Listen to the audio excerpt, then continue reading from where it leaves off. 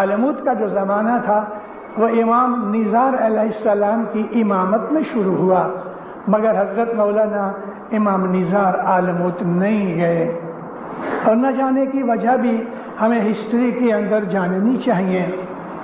مولانا امام مستنصر باللہ علیہ السلام کے بڑے بیٹے مولانا نزار تھے، ان کے ایک اور بیٹے بھی تھے، اس کا نام تھا مست علی۔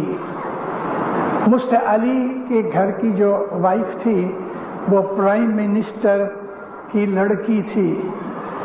جب امام مستنصر باللہ نے جامعہ پورا کیا تو مولانا نزار شہر میں نہیں تھے، دور تھے، اور جب ان کو خبر پہنچی اس کے پہلے پرائم منسٹر نے دغا کر کے اپنے جمائی مست علی کو تخت پر بٹھا دیا۔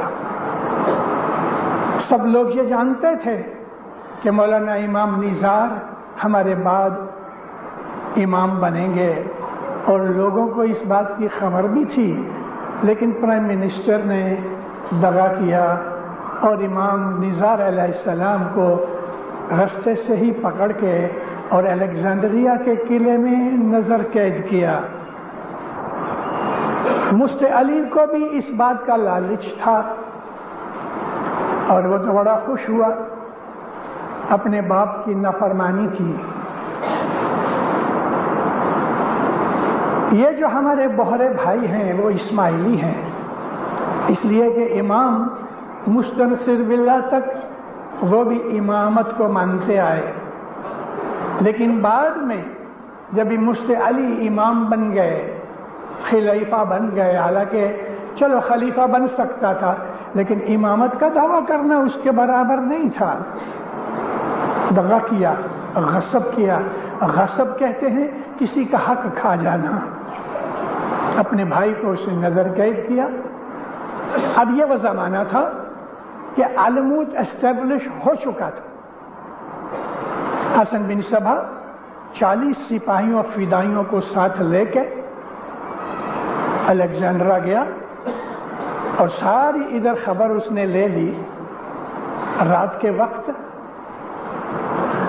جو پہرے دار اور سپاہی تھے الیگزینڈریا کے قلعے کے آجو باجو میں، ہمارے اسماعیلی فدائیوں نے ایک ایک کو پکڑ کے کسی کو مار ڈالا، کسی کو نہ مار ڈالا، مگر پکڑ کے باندھ دیا، منہ میں کپڑا ٹھونس دیا، اور ان کی یونیفارم اتار کے انہوں نے پہن لی اور پہرا دینے لگے۔ حسن بن صبا اندر گیا کچھ آدمیوں کے ساتھ، مولا کے حضور میں جب پہنچا، عرض کی خداوند علموت میں تخت خالی پڑا ہے، تو چل ادھر۔ مولا نے بہت دعا عزیز دی، حسن تو نے جو کام کیا ہے فدائیت کا وہ رہتی دنیا تک سنہری اکشر میں لکھا جائے گا، اور لکھا جا رہا ہے۔ 1000 برس سے زیادہ ہو گیا، آج میں حسن بن صبا کو یہاں حضرت امام کے دربار میں یاد کر رہا ہوں، اور خود ہمارے اماموں نے بھی اس کو بہت دفعہ یاد کیا ہے۔ لیکن حسن میری امامت بہت چھوٹی ہے، تھوڑی ہے، تو آنے والے امام کو شہزادہ ہادی کو لے جا۔ جب امام یہ ہادی جب ہی رستے میں ہوگا اور میرا جامعہ پورا ہو گیا تو ہادی تم کو کہے گا کہ اب میں تمہارا امام ہوں، کیونکہ اس کو پتہ لگ جائے گا کہ میں گزر گیا ہوں۔ کیا کرے، مجبوری ہے، امام کا حکم۔ سجدہ کیا، آمین خدا۔ مولا نے بہت دعا عزیز دی، مولانا ہادی کو، شہزادہ ہادی کو لے گئے۔ ابھی علموت کافی دور ہے، سارا ریگستان پسار کرنا پڑتا ہے، عربستان پسار کرنا پڑتا ہے، اور جو علموت ہے وہ ایران کے نارتھ میں ہے۔ رستے کے اندر جب یہ عربستان نکل گیا، چلتے چلتے ایک جگہ مولانا ہادی ٹھہر گئے۔ حسن بندوبست کرو، میری بیعت کرو، میں تمہارا امام ہوں، میرے باپ نے جامعہ پورا کیا۔ بس اسی وقت 40 جنے کو 10-15 اور ساتھ آ گئے، انہوں نے جنگل کے اندر اپنے مولا کی بیعت کی۔ امام نزار کی وفات کے بعد تھوڑے ٹائم میں مفتی علی گزر گیا۔ مفتی علی کے بعد میں ان کا ایک لڑکا ہوا جس کو یہ لوگ اپنے امام کے طور پہ کہتے ہیں، مگر وہ بھی کچھ نہ ہوا، اس کے گھر لڑکی ہوئی اور امامت ختم ہو گئی۔ امامت کے لیے کتنے دھاندلیے ہوئے ہیں۔ مولانا حسن جو ہمارے پیر تھے، ان کا ایک فرزند تھا زید، اس نے بھی امامت کا دعویٰ کیا اور مارا گیا۔ اس کے بعد بھی کچھ لوگوں نے امامت کے دعوے کیے، لیکن حق حق ہے، امامت تا قیامت رہے گی۔ ہمارا امام بار بار کہتا ہے، یہ ہی نہیں، ہر امام نے ہم کو کہا کہ امامت قیامت تک چلے گی، اور الحمدللہ قیامت تک چلے گی۔ دیکھو دیندارو، ہم ساری دنیا میں ہم اسماعیلی غدیر کی عید مناتے ہیں اپنے جماعت خانے کے اندر۔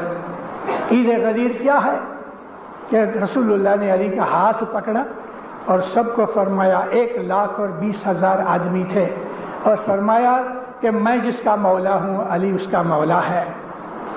سب سے پہلے مولا مرتضی علی کو مبارک دینے کے لیے حضرت عمر آئے، اور سب سے پہلے یہ وعدہ اور یہ بیعت حضرت عمر نے توڑ ڈالی، وہ سب سے پہلے تھے۔ بخ بخ یا علی،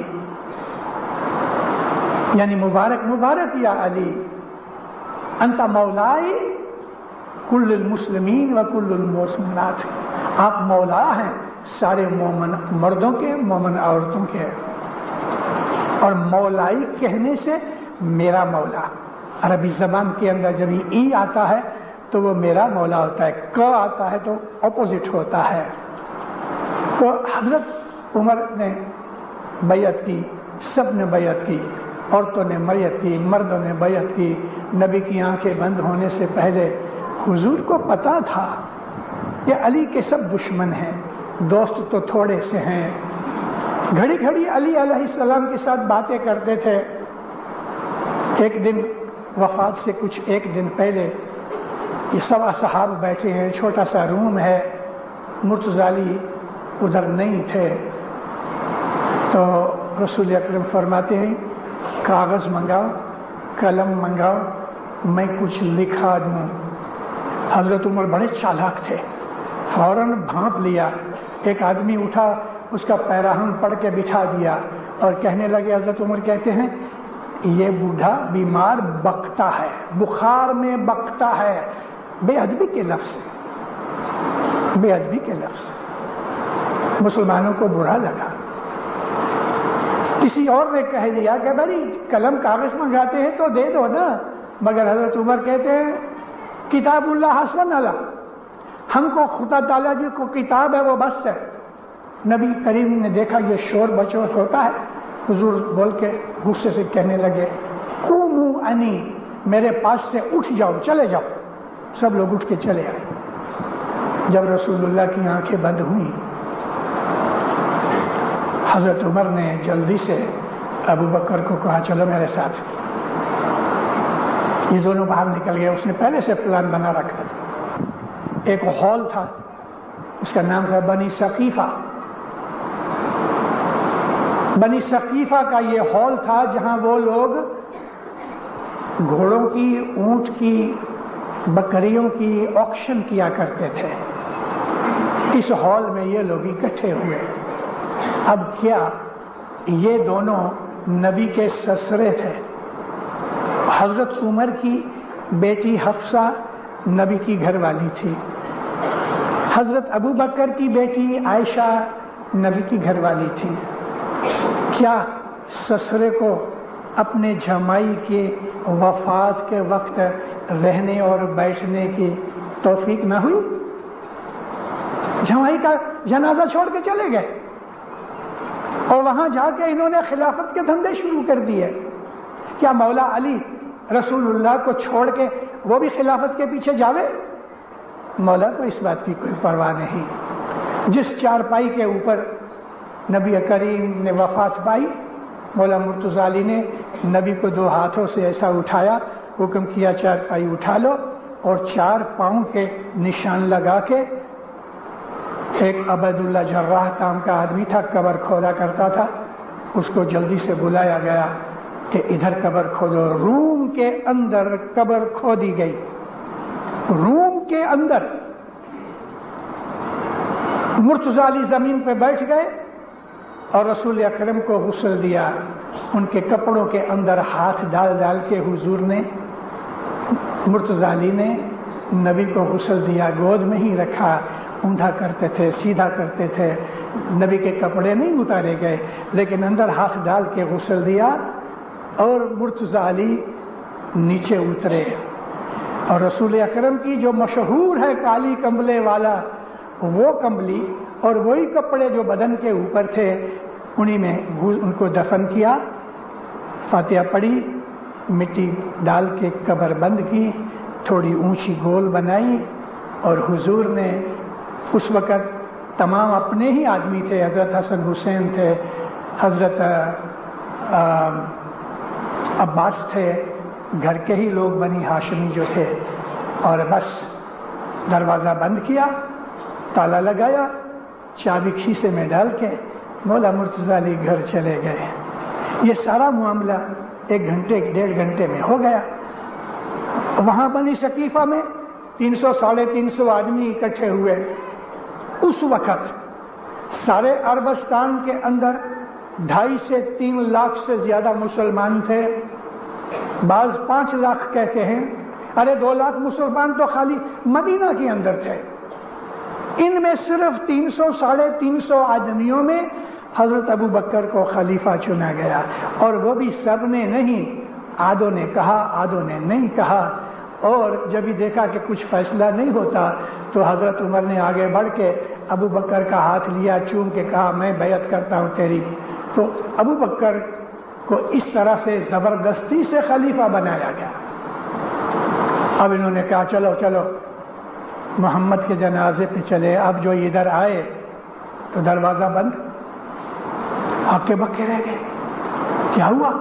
محمد تو دفن ہو گئے۔ ارے اس کو ہارٹ اٹیک کی طرح ہوا، ابو بکر کو زمین پہ بیٹھ گیا، اس کو گالیاں دی کہ تو نے مجھے ادھر کھینچ لیا اور ہم اپنے داماد کے جنازے کو بھول گئے۔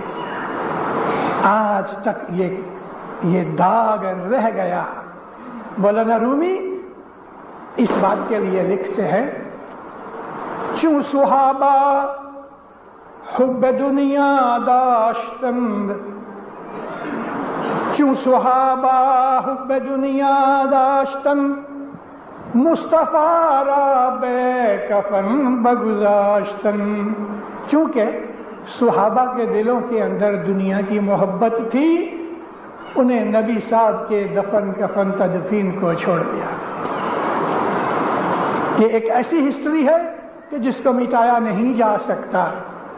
تو رسول اللہ کو یہ پتا تھا کہ علی کو بہت تکلیفیں دیں گے، خلافت ادھر چلی گئی، حق علی کا تھا، لیکن کیا علی اس کے لیے لڑے، اپنے بھائی کا جنازہ چھوڑ دے گئے؟ مرتضی علی کو اس بات کی کوئی پرواہ نہ تھی۔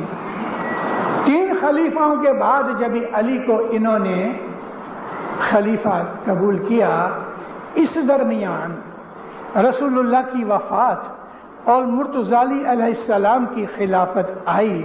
اس درمیان ہزاروں حدیثیں جو علی کی شان میں تھیں وہ مٹائی گئیں، جلائی گئیں، برباد کی گئیں تاکہ کوئی ریکارڈ نہ رہے، لیکن ہمیشہ سچ اوپر ہی رہتا ہے۔ مولا مرتضی علی تک بہت سا علم جو اسماعیلی مذہب، اس وقت نام اسماعیلی نہیں تھا، علی کے شیعہ کا نام تھا ہمارا نام اس وقت، تو بہت سا ریکارڈ رسول اکرم کی حدیثوں کا علی کے بارے میں مٹایا گیا، لیکن مٹا نہ سکے سب کچھ۔ میری یہ آواز آج کی ہسٹوریکل فیکٹس کے لیے بہت امپورٹنٹ ہے، اور جو اسٹوڈنٹس ہیں ان کو یہ چیز کام آئے گی۔ میں طریقہ بورڈ کو عرض کرتا ہوں کہ یہ آج کی وائس اسٹوڈنٹس کو مفت دی جائے یا کیسٹ کے پیسے لیے مگر دی جائے۔ جب انسان کا جانے کا وقت آتا ہے वो लोग کہ جو اعلیٰ درجے کے نہیں ہیں وہ سوئے ہیں، موت ہوئی، اندر سے وہ باڈی نکلتی ہے جس کو ہم ایسٹرل باڈی کہتے ہیں. یہ ایسٹرل باڈی میں جیو بھی ہے، اس ایسٹرل باڈی کے اندر من بھی ہے جو انٹیلیجنس ہے، اور روح بھی ہے. یہ جیو اپنا حساب دیتے ہیں، اور حساب جب ہو جاتا ہے تو پھر جیسا ان کو حکم ہوتا ہے ایسی حالت میں چلے جاتے ہیں. بعض ایسے ہوتے ہیں کہ جن کو خدا بعض سرٹن ٹائم تک اس دنیا میں ان کو رہنے دیتا ہے، اور وہ اس ایٹماسفیئر میں، یعنی دنیا کے ارد گرد 300-350 مائل کے ایریا تک ہماری دنیا کا یہ ایٹماسفیئر ہے، اور اس ایٹماسفیئر کے پاس ہی اوزون کی وہ لیئر ہے کہ جو لیئر زمین کو بچاتی ہے ان الٹرا وائلٹ ریز میں سے کہ جو سورج میں سے نکلتی ہیں، اور ہم انسانوں نے اپنے ہاتھوں سے اس اوزون کی لیئر کو پنچر کر دیا ہے. اس لیے ساری دنیا کا جو ویدر بیلنس ہے نا، کلائمیٹک بیلنس چینج ہو گیا ہے. یہ جو روحانیاں ہوتی ہیں جن کو ابھی تک یہاں ڈیٹین کیا گیا ہے وہ عبادت کرتی ہیں اور عبادت گاہوں میں آتی جاتی ہیں. میں نے آپ کو عرض کی شروعات میں ہی کہ وہ روحانیاں کہ جو اس وقت جماعت خانے کے اندر ہیں میں ان کو سلام کرتا ہوں. یہ روحانیاں اپنے اپنے عقیدے اور اعتقاد ایمان کے حساب سے، اگر ہندو ہیں تو مندر میں، اور مسلمان اپنی مسجد میں، کرسچن اپنے چرچ میں یہ روحانیاں وزٹ کرتی ہیں. ہماری اسماعیلی روحانیاں جماعت خانوں میں آتی جاتی ہیں. یہ روحانیاں ہیں اور ہیں. یہاں بریبورن اسٹیڈیم کے اندر جب یہ ڈائمنڈ جوبلی تھی، اس ڈائمنڈ جوبلی سے 1.5 مہینہ پہلے ڈیکوریشن کمیٹی نے ڈیکوریٹ کرنا شروع کیا. یہ سی سی کلب ہے، سی سی آئی کلب، اس کے اندر وہ جو جہاں کرکٹ کھیلتے ہیں، یہاں ان لوگوں نے ہمارے سے یہ ایگریمنٹ کیا تھا کہ ہم زمین کے اندر گڑھے نہیں کھودیں گے. اب یہ نہ کھودنے کی وجہ سے ہم نے ایک بھول کی کہ 44 گیلن کے جو ڈرمز ہوتے ہیں آئل کے، اس کے اندر ریتی ڈال کے ان کے اندر ہم نے لکڑیاں رکھی اور اوپر ہم نے منڈپ بنایا. 1.5 لاکھ روپے کا خرچ ہو گیا، 1.5 مہینے سے لگے ہوئے تھے. اتنا بڑا منڈپ تھا. 10 مارچ کو مولانا حضرت امام کی طلع ودی تھی یہاں بمبئی میں 1946. 8 مارچ کو یعنی 2 دن پہلے رات کو اتنے زور کی ہوا نکلی کہ ہمارا یہ سارا منڈپ اوپر اڑ گیا اور پھر گر پڑا. چیزیں وغیرہ ٹوٹ گئیں، ہانڈیاں کانچ ٹوٹ گئے. اوہو، اس وقت لڑکے بھاگے، اور اس تمام ڈیکوریشن کمیٹی کا جو چیف انچارج تھا وہ ہمارے رحمت اللہ ویر جی تھے، اعتمادی رحمت اللہ ویر جی. وہ اپنے ریکریشن کلب کے اندر اسماعیلی ایسوسی ایشن کے سیکرٹری بھی تھے. ان کو پہلے سے ہارٹ کی ٹربل تھی. 2 بجے جا کے رات کو لڑکوں نے جا کے اس کو اٹھایا اور کہا اعتمادی صاحب غضب ہو گیا، ہوا آئی سارا منڈپ اڑ گیا. وہ تو ہارٹ کو ہاتھ رکھ کے بیٹھ گئے. 1 آدھ گولی کھائی، آدھا گھنٹہ آرام کیا، پسینہ نکل آیا، اور اٹھ کے گاڑی لی اور گئے ادھر والکیشور کے بنگلے پہ. دروازے کے اوپر گاڑی کھڑی کی. جو والنٹیئر کھڑا تھا، والنٹیئر نے کہا حضرت امام سو گئے ہیں لیکن ماتا سلامت ابھی تک آئے نہیں. رات کے 3 بجے تھے. اس دن رات کو گورنر کی پارٹی تھی. کھڑے رہے. ماتا سلامت جب ہی آئے تقریباً 3:30 بجے تو اعتمادی رحمت اللہ ویر جی نے کہا ماتا سلامت بہت غضب ہو گیا، بہت بڑی دکھ کی بات آ گئی. پوچھا کیا ہے؟ کہتے کہ آپ حضرت امام کو اٹھاؤ تو ہم بات کریں. ماتا بہت غصے ہوئی. میں اس کو اٹھاؤں؟ بالکل نہیں، وہ آرام کرے. بھائی ماتا سلامت یہ ہو گیا، بھلے ہو گیا، میں اس کو اٹھانے والی نہیں. اچھا، کھڑے رہے. صبح 6:30 بجے کے قریب امام سلطان محمد شاہ گاؤن پہنا ہوا باہر نکلے کہ تو ان کو دیکھ کے ماں باپ پوچھا رحمت اللہ کیا بات ہے؟ تو اس کی آنکھوں میں پانی آیا. کہتا خداوند آج 9 تاریخ کی صبح ہوئی، کل ہماری جبلی ہے، وہ جو ہم نے ڈیکوریشن کیا تھا منڈپ سارا اڑ گیا. मौला हंस के कहते हैं रहमतुल्लाह बहुत अच्छा हुआ, ऊपर की रूहानियां भी मेरी तुला विधि देखेंगी। तो आसमान खुला रखा, रूहानियां हैं, फरिश्ते हैं।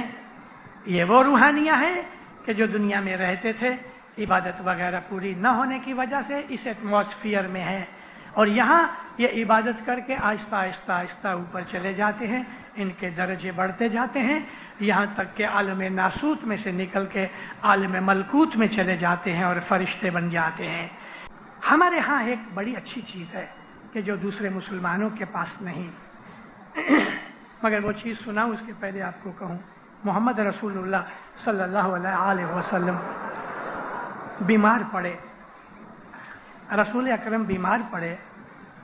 अपनी वफात के 3 दिन पहले आपकी हालत बड़ी ख़राब हो गई। हुजूर ने बिलाल को बुलाया और कहा कि ऐलान करो सारे शहर में कि मेरे ऊपर किसी का कर्जा है तो वो आके ले ले। एक आदमी आया, कहता या नबी मेरा कर्जा आपके ऊपर रह गया।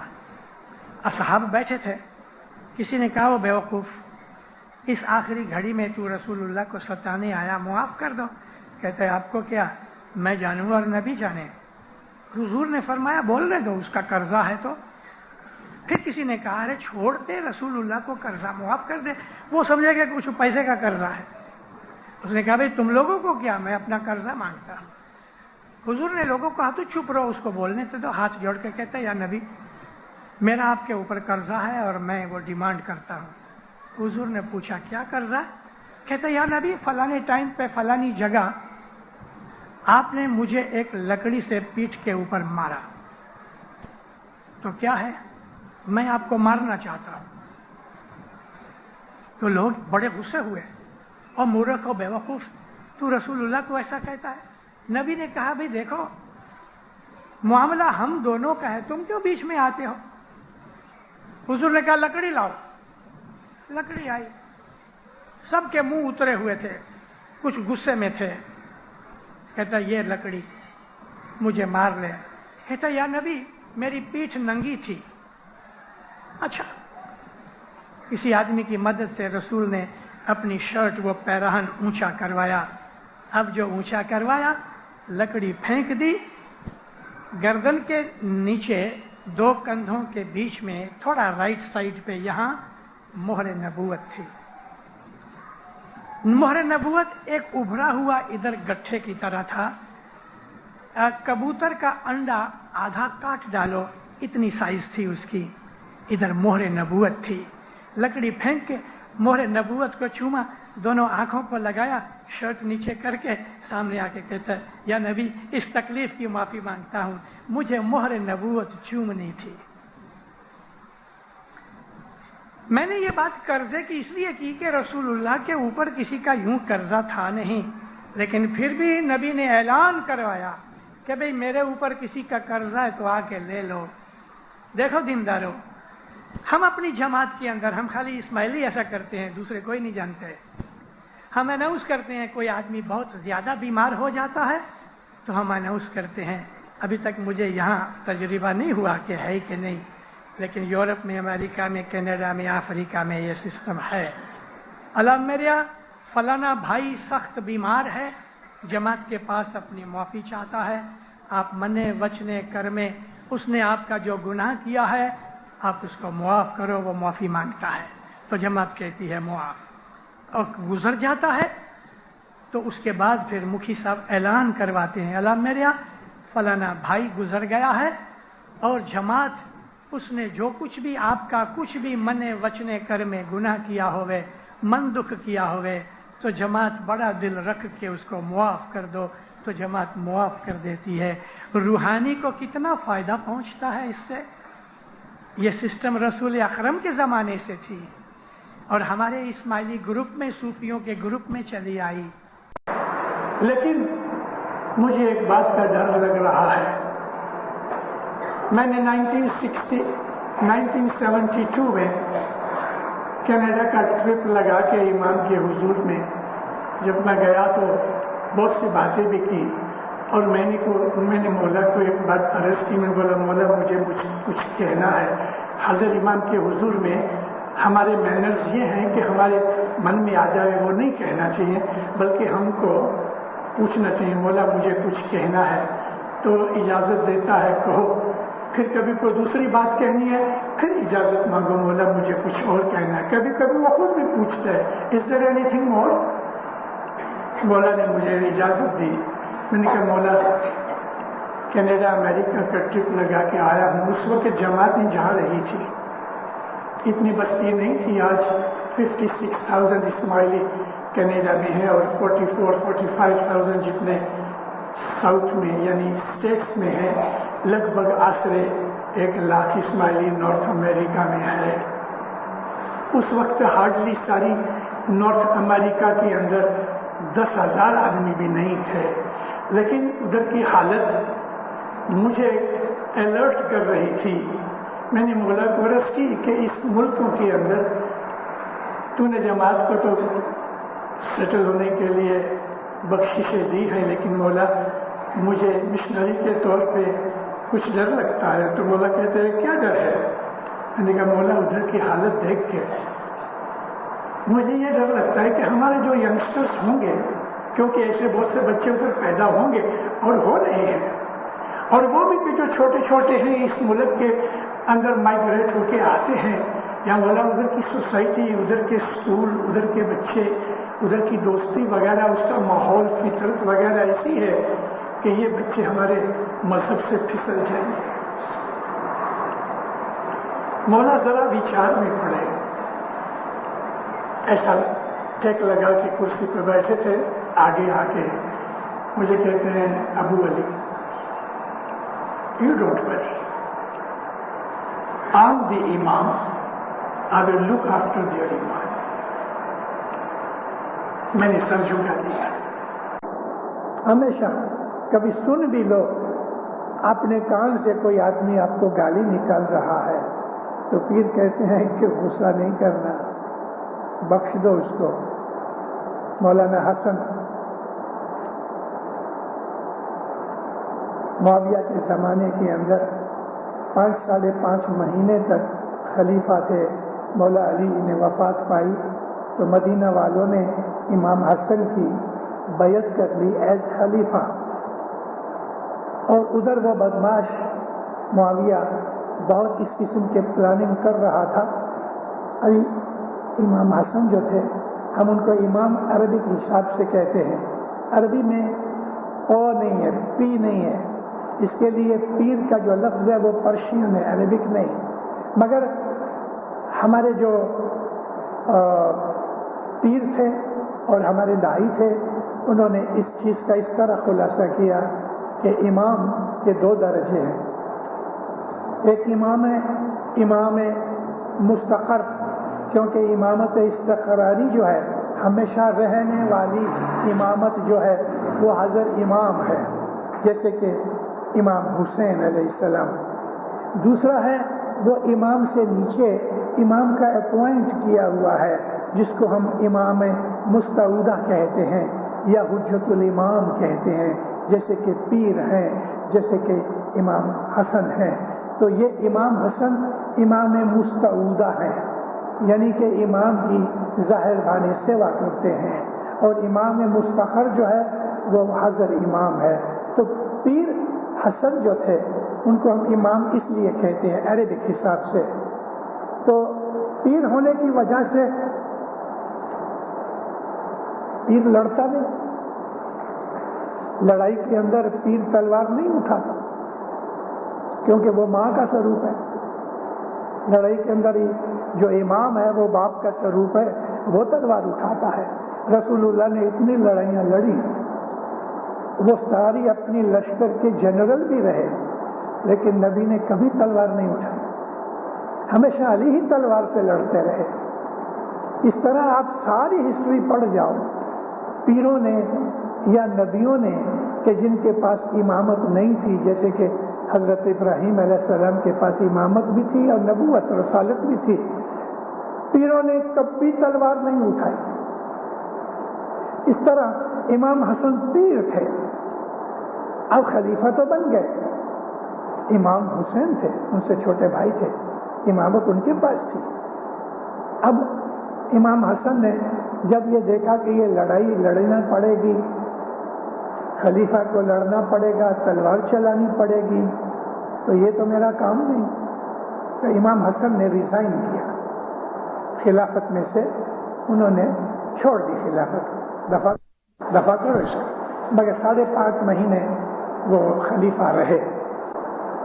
جب اس درمیان میں معاویہ نے ایک اکھڑ قسم کا آدمی بھیجا اور ادھر بھیجا، اس نے کہا کہ مدینہ میں جاؤ اور امام حسن جو ہے نا، خلیفہ حسن، پبلک میں ان کی خوب بے عزتی کرو، بہت گالیاں دو، کبھی تیرے اوپر سختی بھی ہوگی تو قبول کرنا، مگر یاد رکھنا امام حسن تیرے کو کچھ بھی سزا نہیں دیں گے۔ وہ جانتا تھا۔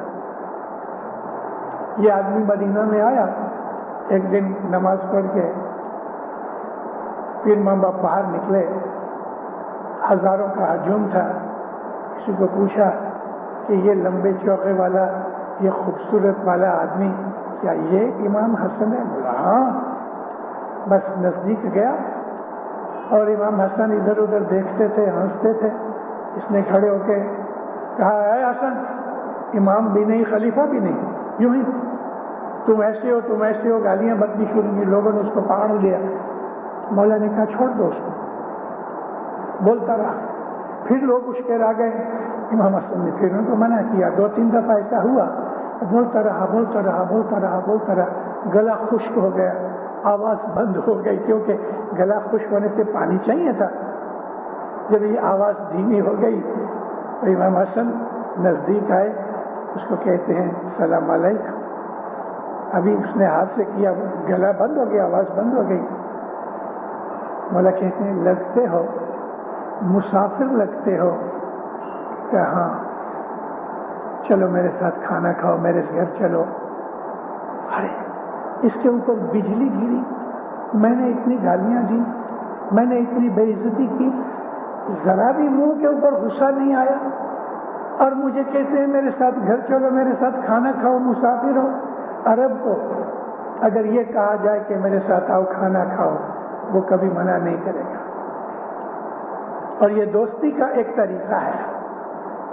مسلمان کو جب ہی کھانے کی دعوت دو تو کبھی منع نہیں کرے گا، خاص طور پہ اگر کر بھی دے گے، لیکن 3 دفعہ کہو گے، دشمن بھی ہوگا تو قبول کر لے گا۔ یہ اسلام کی ایک پرنسپل، ٹریڈیشن کی ایک بات ہے۔ جب ہی مولا نے امام حسن علیہ السلام نے کہا کہ ہلو چل میرے ساتھ کھانا کھا، وہ پاؤں پہ گر گیا اور رونے لگا، پاؤں چھوڑے نہیں۔ فرمایا اٹھو، میں نے تیرے اوپر کوئی غصہ نہیں کیا، میں نے تجھے معاف کیا۔ جب وہ اٹھا، کہتا میں معافی چاہتا ہوں، اور میں مسلمان تو ہوں لیکن مجھے سچا مسلمان بناؤ، مجھے آپ اپنے حلقے میں لے لو، اور واپس وہ معاویہ کے پاس نہیں گیا۔ ابھی میں نے آپ کو یہ کیوں کہا؟ امام حسن کے تھاٹس، امام حسن علیہ السلام کی تھنکنگ، وہ تو پیر ہے، نور ہے، نبوت کا نور پیر میں ہے، علی کا نور امام میں ہے۔ اور ہمیشہ یاد رکھو، پیر کو آج کل بہت سے ایسے لوگ نئے پڑھے لکھے جو IIS میں سے نکلے ہیں، ان لوگوں نے پیر کی جو درجہ ہے اور پیر کا جو انسٹیٹیوشن ہے اس کو نیچا کر دیا ہے۔ لیکن یاد رکھو، پیر اور شاہ یعنی امام اور پیر یہ دونوں ایک ہی نور ہیں۔ جیسے کہ علی محمد یک خدا حق شناسی دفع بلا، محمد کا نور ہے وہ پیر ہے، علی کا نور ہے وہ امام ہے۔ اور مولانا سلطان محمد شاہ داتار نے 1903 میں کچھ مندرا کے اندر یہ فرمان کیا ہے، اور وہ پرنٹڈ فرمان ہے کہ جب ہی رسول اللہ گزر گئے تو اپنی گادی امام حسن کو دے گئے، اور مولا مرتضی گزر گئے تو اپنی گادی امام حسین کو دے کے گئے۔ کوئی ایسا سمجھو کہ ایسی ہم کو کوئی جاب مل گئی کہ جو ہم کو مذہب کے اندر آڑی آتی ہے، مگر ہمارا رزق خدا نے اس طریقے سے دیا، تو مولا کو کہو یا مولا میری اچھی جاب کر دیں. ادھر حضرت امام 66 میں ایک آدمی مہمانی میں آیا, لائن میں آتے تھے. ایک آدمی مہمانی لے کے آیا, اس کی وائف بچے ساتھ تھے. تو ہاتھ باندھ کے کہتا ہے, مولا میری ایک عرض ہے, میں انجن ڈرائیور ہوں یہ ریلوے میں. کبھی میری ڈیوٹی رات کی ہوتی ہے, کبھی دن کی ہوتی ہے. جب میری ڈیوٹی رات کی ہوتی ہے تو میں جماعت خانے نہیں آ سکتا, اچھی طرح دھیان لگا کے دعا نہیں پڑھ سکتا, میری صبح کی عبادت نہیں ہوتی, کیونکہ انجن ڈرائیور بہت رسپانسبل ہے. اتنے آدمی اس کے اندر بیٹھے ہیں ٹرین میں, تو اس کو تو بہت کوشش رہنا چاہیے. ماں باپ فرمایا, دیکھو تم مجھے یاد کرو اور انجن چلاتے چلاتے اپنی دعا پڑھ لو. اس وجہ سے تم جماعت کرنے نہیں آ سکتے, تیرے اوپر کوئی بھار نہیں ہے. تو وہ کہتے ہیں, مولا دعا کرو کہ میری یہ جاب بدل جائے. سب ہنس پڑے. سب فرمایا, اچھا میں دعا کرتا ہوں, لیکن تم بھی دعا کرو. اس کی جاب 3-4 مہینے کے بعد انہوں نے بدلا دی, رات کی بجائے صبح کر دی. تو جاب ہے ہماری جس میں سے ہم کو روزی ملتی ہے. کبھی مانو کہ وہ جاب ہم کو پسند نہیں, مذہب میں نقصان ہوتا ہے, تو عرض کرو, یا مولا یہ میری جاب بدلا دے, مجھے اچھے طریقہ دے, میں جماعت خانے جا سکوں وغیرہ. سنتا ہے. میرے گاؤں امرتسر میں کہ جہاں یہ 3 مہینے پہلے سخت جھگڑا ہوا گولڈن ٹیمپل کا, ایک بزرگ شخص تھے, اس کا ایک ہی لڑکا تھا. اس آدمی کو اپنے مذہب پہ یوں اعتقاد کھڑا, لیکن جماعت خانے آتا نہیں تھا. اس کا مین بزنس جگار. اکتوبر نومبر میں دیوالی آتی ہے تو دیوالی کے ٹائم کے اوپر ہندو لوگ بہت جگار کھیلتے ہیں. اس کی دوستی تو تھی ہی. چلا گیا ایک دن, ہوا یہ کہ 500 روپے جیتا. آج سے 60 برس پہلے 500 روپے آج کے 50,000 نہیں, لیکن 5 لاکھ روپے جتنے ہیں. کیونکہ لوگوں کی پگار 15 روپے تھی. کوئی نوکر چاکر کے, کوئی سول سرونٹ, کوئی کلارک نوکری کرے تو پگار کتنی, 15 روپے. سولجر کی پگار 10 روپے. اس کو 500 روپے ملے, اتنا خوش ہوا, فوراً اٹھ کے بھاگ گیا. کبھی بیٹھا رہتا شاید اور بھی ہار جاتا, لیکن 500 روپے ملنے سے پیسہ لے کے بھاگ گیا. انہی دنوں میں حضرت امام سلطان محمد شاہ کا بمبئی کے اندر پدھرامنی کا پروگرام ہوا. تو اس کو ایسا ہوا, چلو مولا کا دیدار کریں. 12-14 روپے ٹکٹ تھی امرتسر سے بمبئی تک. عورت اور بچے کو لے کے یہ بھائی صاحب بمبئی گئے. جس دن بمبئی پہنچا, امرتسر سے بامبے جانے کے لیے 2 دن لگتے ہیں. جس دن پہنچا صبح کے وقت حسن آباد میں جا کے ٹھہرا. کسی یار دوست کے پاس پتہ لگا کہ آج تو بڑے جماعت خانے میں, کھڑک جماعت خانے میں دستبوسی ہے. بس نہا دھو کے تیار ہوئے, گئے دستبوسی کے لیے. دستبوسی اس کا مطلب امام سلطان محمد شاہ کے زمانے میں حسن علی شاہ ماں باپ کے ٹائم سے یہ سسٹم چلی آتی تھی. ابھی ہمارے حضرت امام نے اس چیز کو بند کر دیا ہے. میں نے ایک دفعہ عرض کی تھی, میں بولا خداوند تو دست چمانا بند کر دیا, قبول تو کر لے. مجھے جواب نہیں دیا. دھنی ہے, اس کی مرضی. میں نے ایک دفعہ حضرت امام کو یہ بھی عرض کیا تھا. میں نے کہا خداوند امام سلطان محمد شاہ مہمانی میں آ کے بیٹھتے تھے, سامنے پاس پہ مہمانی پڑی ہوئے, کٹم قبیلہ آجو بازو میں بیٹھے اور کرسی کے اوپر آ کے بیٹھے, بھلے 1 منٹ بیٹھے, لیکن اپنے کو لگے کہ مولا میرے گھر پہ آیا میری مہمانی کھانے کے لیے. خداوند تم بیٹھے ہوتے ہو, لوگ لائن میں آتے ہیں, تم ہاتھ رکھ کے دعا سیکھ دیتے ہو, چلے جاؤ. ماں باپ بہت ہنسا. مجھے کہا کہ دیکھ میرے دادا کے پاس بہت ٹائم تھا اور لوگوں کے پاس اتنے پیسے بھی نہیں تھے کہ وہ مہمانیاں رکھ سکتے ہیں. اب تو میرے روحانی بچے بہت بڑھ گئے ہیں, مہمانیاں بھی بہت ہوتی ہیں, میرے پاس ابھی اتنا ٹائم نہیں ہے, تیری مرضی. تو سلطان محمد شاہ کے ٹائم میں در شنیوار امام سلطان محمد شاہ جماعت خانے میں آوے اور دست چماوے, یعنی دست چماوے حضرت امام کا ہاتھ لے کے کس کریں, آنکھوں کو لگائیں. رسول اللہ کے زمانے سے چلا آتا ہے. ابھی بھی آپ دیکھو مسلمانوں کے اندر جو عالم ملا علماء لوگ ہیں, شیخ جو ہیں, جب وہ آواز وغیرہ کر کے نیچے اترتے ہیں تو لوگ جا کے ان کا ہاتھ چومتے ہیں. ہاتھ چومنا اپنے مذہب کی کوئی پرنالی کا یعنی ایسا پرنسپل کی بات نہیں ہے, عزت کی بات. تو امام ہاتھ چوماتے تھے. جب جماعت بہت بڑی ہو گئی تو مولا نے ہاتھ چومانا بند کر دیا. صرف آدمی جاوے, جو کچھ بھی نذرانہ رکھنا ہے, مولا کے پاؤں کے پاس پلیٹ پڑی ہوئے, اس کے اندر 2 آنی 4 آنی 8 آنی 1 روپیہ چاندی کی, ادھر کی ہماری جو یہ سمنی ہے 50 سینٹ, یہ سائز کی 4 آنی ہوتی تھی, اور 1 سینٹ ابھی تو نہیں ملتا, لیکن کبھی 1 سینٹ دیکھو تو اتنی سائز کی 2 آنی ہوتی تھی, وہ بھی چاندی کی, 4 آنی بھی چاندی کی, اور 8 آنی کی سائز 1 شلنگ جتنی ہوتی تھی, اور روپیہ شلنگ سے بڑا ہوتا تھا. ہر آدمی کوئی بھی جاوے کمتی میں کمتی 2 آنی چاندی کی رکھے. پیسے والے لوگ روپیہ رکھتے تھے, کوئی بہت مالدار ہوئے تو 1 پاؤنڈ رکھتا تھا, 10 روپے کا پاؤنڈ ہوتا تھا, گنی جس کو کہتے ہیں. لیکن موسٹلی لوگ 2 آنے 4 آنے 2 آنے 4 آنے ہی رکھے. تو مولا اس کے سر پہ ہاتھ رکھے اور دعا دے رہے, خانہ آباد خانہ آباد.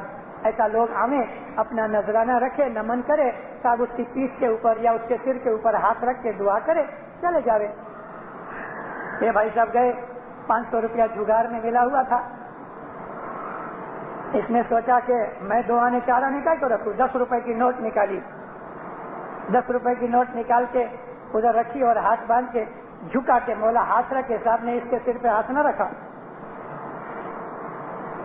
اونچا ہوا تو صاحب نیچے جھک کے صاحب نے 2 انگلی سے وہ نوٹ اٹھا کے اس کو فرمایا, دیکھو یہ تم جگار کا پیسہ لے جاؤ, ہم کو جگار کا پیسہ نہیں چاہیے.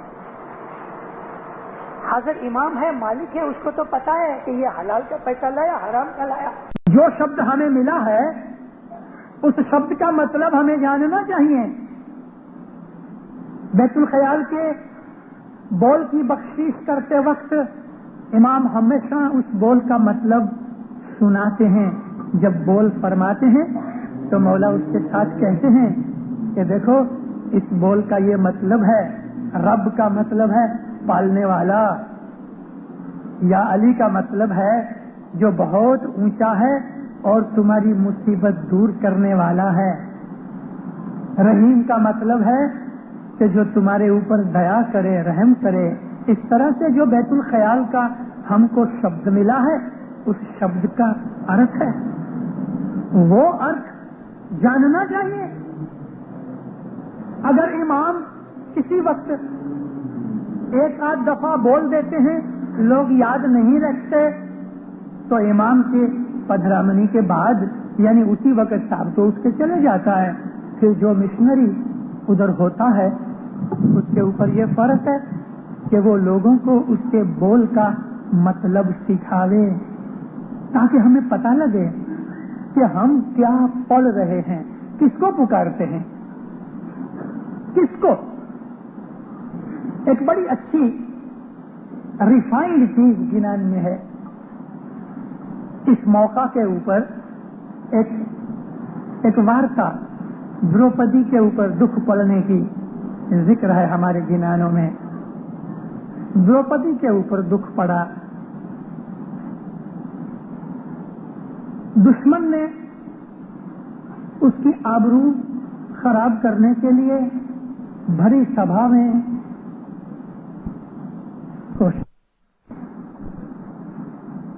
کوشش کی, دروپدی کی ساڑی کھینچتے رہے, مگر اس کے پہلے اس نے یاد کیا. دروپدی نے کہا, کیونکہ بڑی عابد تھی, بھگت تھی, ستی تھی, اس نے کہا اے دوارکا ناتھ یعنی کرشن کا لقب دوارکا ناتھ، دوارکا میں کرشن رہتے تھے، مولانا کرشن کا درخانہ دوارکا میں تھا۔ تو اس نے یاد کیا اس صفت کے ساتھ، اے دوارکا ناتھ میری مدد کر، تو مدد نہیں ہوئی۔ ستی مومن خدا کو جب پکارتا ہے تو خدا کے اوپر لازم ہے کہ اس کا بندوبست کرے، تو بھی ستی جیسی، دروپدی جیسی مومن اس نے یاد کیا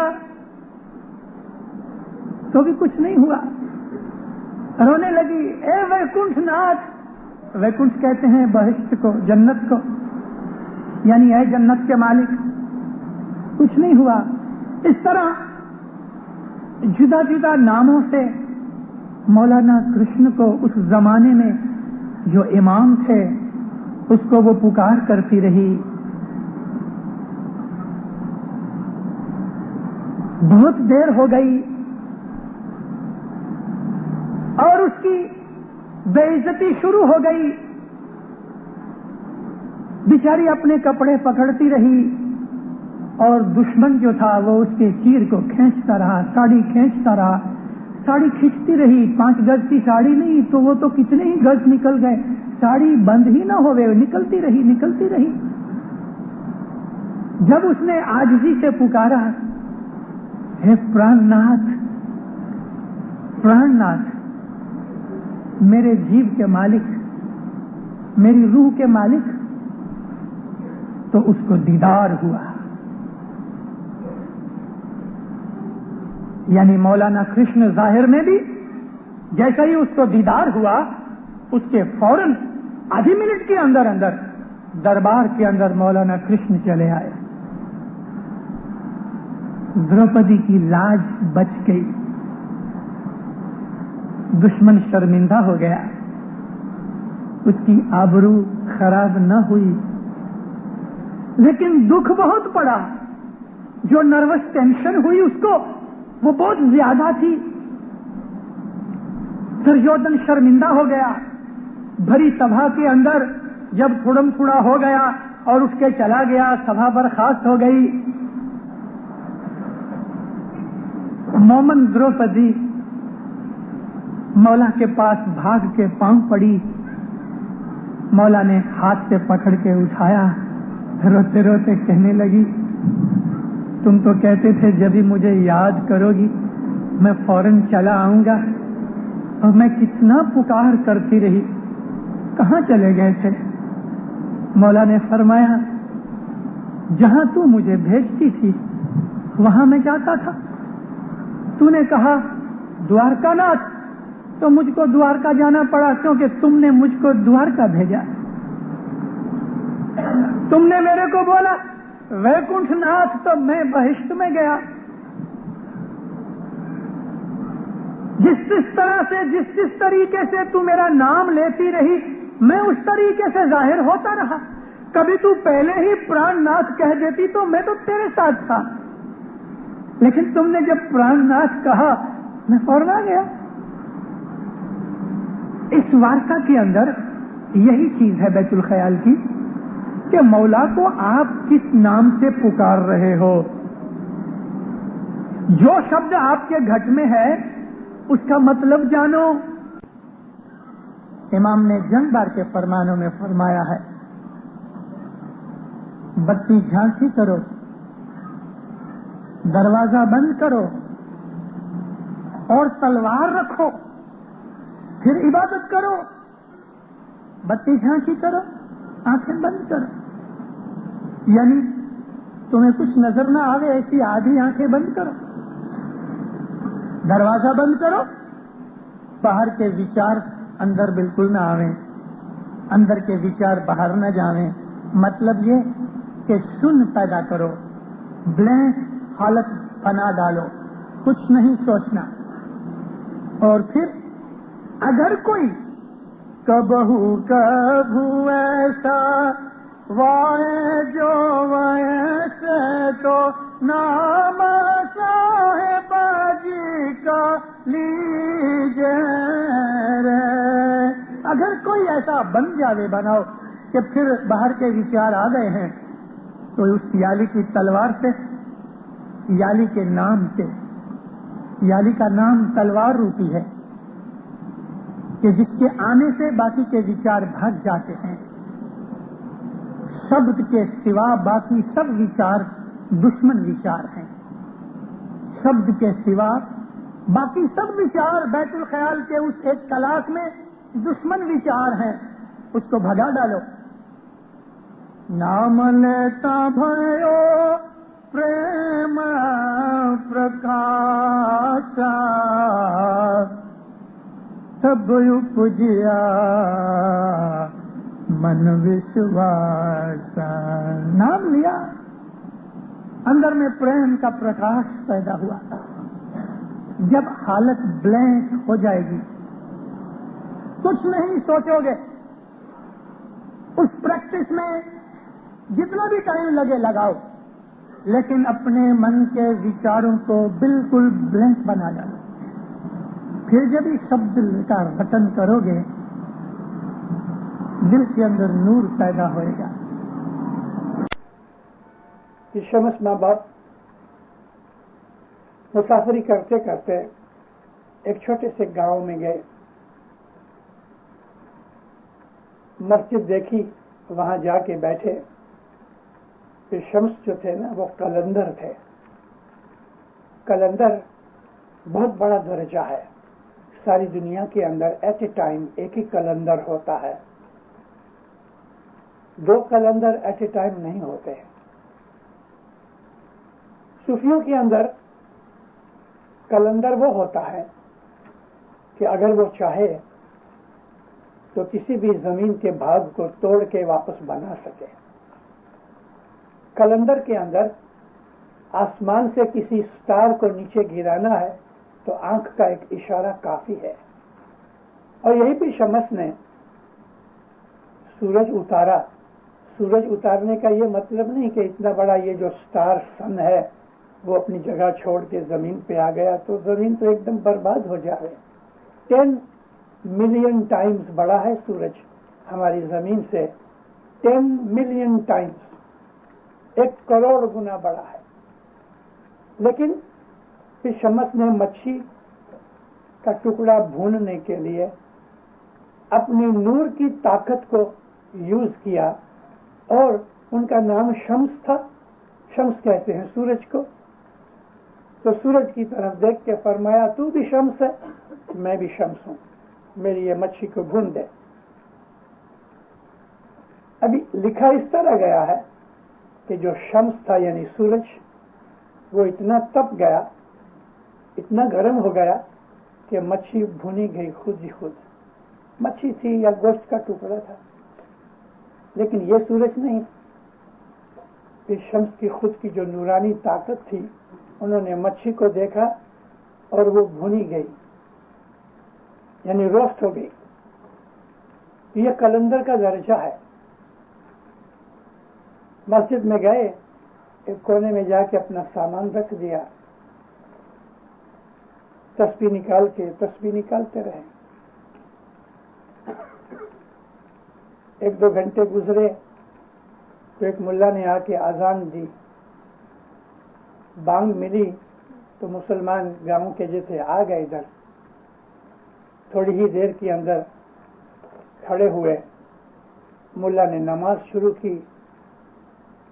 حضرت شمس جو تھے وہ بھی کھڑے ہو گئے اور پیچھے لائن میں جماعت کے ساتھ کھڑے ہو گئے.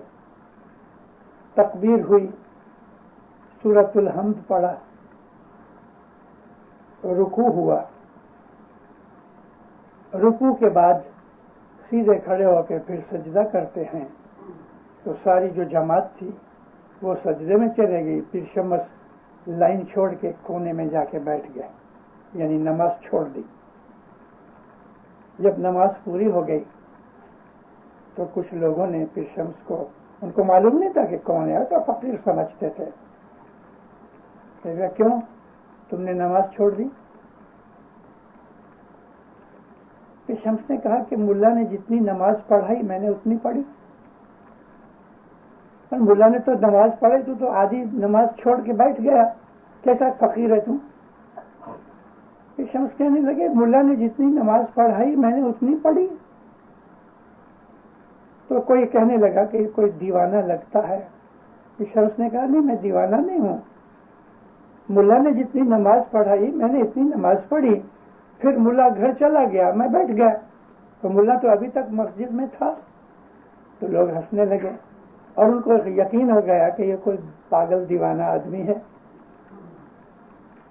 کہنے لگے دیکھ ملا تو یہ بیٹھا ہے، تو جاؤ پوچھو اس کو کہ نماز جس نے شروع کی، الحمد کی صورت شروع کی، پوری ہوئی اور رکوع میں گئے، تو پھر یہ گھر چلا گیا کہ نہیں؟ اس کی گائے نے بچھڑا دیا ہے اور وہ باندھنا بھول گیا. اب اس کو نماز کے اندر یہ فکر ہوئی کہ بچھڑا کھلا رہ گیا، سارا دودھ پی جائے گا، آج ہم کو دودھ نہیں ملے گا. جب وہ ملا کو بلایا کہ دیکھ یہ فقیر ایسا کہتا ہے کہ یہ جھوٹ بولتا ہے. پھر شمس کہنے لگے اے ملا، خدا کا خوف کر، تیری گائے اس کا بچڑا ہے، تھوڑا چھوٹا ہے، دودھ چاہیے، تو باندھنا بھول گیا اور نماز کے اندر تیرا خیال ادھر چلا گیا. 2 آدمی بھاگ کے اس کے گھر گئے تو سچ مچ بچڑا دودھ پی گیا تھا. اب ملا پاؤں میں پڑا، میری بھول ہو گئی. حضور نے فرمایا تیرا یہ بدن ادھر ہے، زبان سے تو بول رہا ہے لیکن خیال تیرا گھر پہ ہے، تو یہ تو نماز نہیں. یہ سٹوری ہمارے گنانوں میں ہے. پھر شمس نے کہا کہ دیکھ نماز اس طرح ہوتی ہے کہ ساری جتنی بھی خدا کی خدائی وہ تیرے ساتھ نماز پڑھے. پھر شمس اٹھے، وضو کیا. وضو جس طرح ہاتھ منہ دھوتے ہیں ایسا نہیں، پانی کا لوٹا لے کے پھر شمس پی گئے اور واپس اس لوٹے کو باہر نکالا تو وہ بالکل کلین تھا.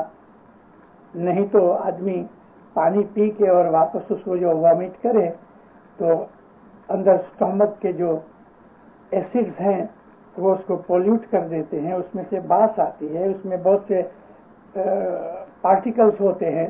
لیکن پیشمس کے اندر سے جو پانی نکلا وہ بالکل ایسا ہی کلین تھا کہ جیسا پیتے وقت تھا. تو لوگوں کو بڑی حیرانی ہوئی. پیشمس کھڑے ہوئے اور جب اپنے تکبیر کہہ کے رکوع میں گئے تو جو 2 مینارے تھے اور آجو باجو میں جتنے بھی ٹریز تھے وہ بھی جھک گئے، اور جب آپ نے سجدہ کیا تو وہ زمین کے اوپر فلیٹ ہو گئے. یعنی نماز پڑھائی پیشمس نے تو ان کے ساتھ مینارے بھی نماز میں سجدے میں گر گئے اور آجو باجو کے جو جھاڑ تھے وہ بھی زمین کے ساتھ ہو گئے. جب آپ کھڑے ہوئے تو واپس کھڑے ہوئے. اب اس میں سمجھنے کی چیز کیا ہے؟ پیشمس کا درجہ تو بہت بڑا تھا، وہ تو نور نبوت تھا. ان میں قدرت کی ساری جتنی بھی کرامتیں ہیں وہ ایک ہو جائے. انگلش میں کہوں تو سنکرونائزیشن ود نیچر. ساری قدرت جو ہے خدا کی خدائی اس کے ساتھ تم ایک ہو جاؤ.